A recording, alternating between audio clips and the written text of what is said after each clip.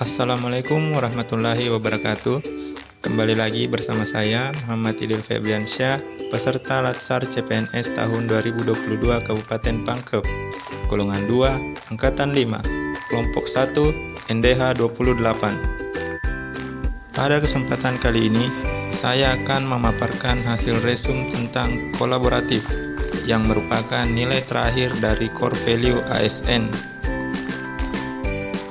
Langsung saja kita masuk pada konsep kolaboratif. Seperti yang diungkapkan oleh Dyer dan Singh pada tahun 1998, bahwa kolaborasi adalah nilai yang dihasilkan dari aliansi antara dua atau lebih perusahaan yang bertujuan untuk menjadi lebih kompetitif dengan mengembangkan rutinitas bersama. Ada juga menurut Lindeck dan Sickert pada tahun 2005 yang mengungkapkan bahwa kolaborasi adalah proses yang kompleks yang menuntut pembagian pengetahuan yang terencana dan yang disengaja yang menjadi tanggung jawab semua pihak. Di dalam nilai kolaboratif ini tentunya juga terdapat panduan perilaku atau kode etik. Yang pertama, memberikan kesempatan kepada berbagai pihak untuk berkontribusi. Yang kedua, terbuka dalam bekerja sama untuk menghasilkan nilai tambah. Dan yang ketiga, menggerakkan pemanfaatan berbagai sumber daya untuk tujuan bersama. Selanjutnya, mengenai kolaboratif dalam pemerintahan atau biasa disebut collaborative governance, yang dalam artian sempit merupakan kelompok aktor dan fungsi. Ansel dan Grace menyatakan collaborative governance ini mencakup kemitraan institusi pemerintah untuk pelayanan publik. Selain itu, menurut Davis Althea L. Rehema M. White, collaborative governance ini adalah sebuah pendekatan pengambilan keputusan tata kelola kolaboratif serangkaian aktivitas bersama di mana mitra saling menghasilkan tujuan dan strategi dan berbagi tanggung jawab dan sumber daya.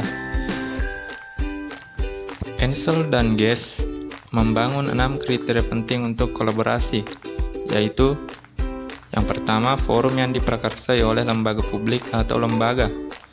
Yang kedua, peserta dalam forum termasuk aktor non-state. Kemudian, peserta terlibat langsung dalam pengambilan keputusan dan bukan hanya dikonsultasikan oleh agensi publik. Yang keempat, forum secara resmi diatur dan bertemu secara kolektif. Yang kelima, forum ini bertujuan untuk membuat keputusan dengan konsensus. Dan yang terakhir, fokus kolaborasi adalah kebijakan publik atau manajemen. Selanjutnya, kita masuk pada World of Government atau konkretisasi kolaborasi pemerintahan. WOG ini adalah sebuah pendekatan penyelenggaraan pemerintahan yang menyatukan upaya-upaya kolaboratif pemerintahan dari keseluruhan sektor dalam ruang lingkup koordinasi yang lebih luas, guna mencapai tujuan-tujuan pembangunan kebijakan, manajemen program, dan pelayanan publik. Oleh karenanya, WOG juga dikenal sebagai pendekatan interagensi, yaitu pendekatan yang melibatkan sejumlah kelembagaan yang terkait dengan urusan-urusan yang relevan. Pada dasarnya, pendekatan WOG mencoba menjawab pertanyaan klasik mengenai koordinasi yang sulit terjadi di antara sektor atau kelembagaan sebagai akibat dari adanya fragmentasi sektor maupun eskalasi regulasi di tingkat sektor. Sehingga, WOG seringkali dipandang sebagai perspektif baru dalam menerapkan dan memahami koordinasi antar sektor. Kolaboratif dalam konteks organisasi pemerintah. Menurut penelitian yang dilakukan oleh Kustumato pada tahun 2021, menunjukkan bahwa faktor yang mempengaruhi keberhasilan dalam kolaborasi antar lembaga pemerintah adalah kepercayaan, pembagian kekuasaan, gaya kepemimpinan, strategi manajemen, dan formalisasi pada pencapaian kolaborasi yang efisien dan efektif antara entitas publik.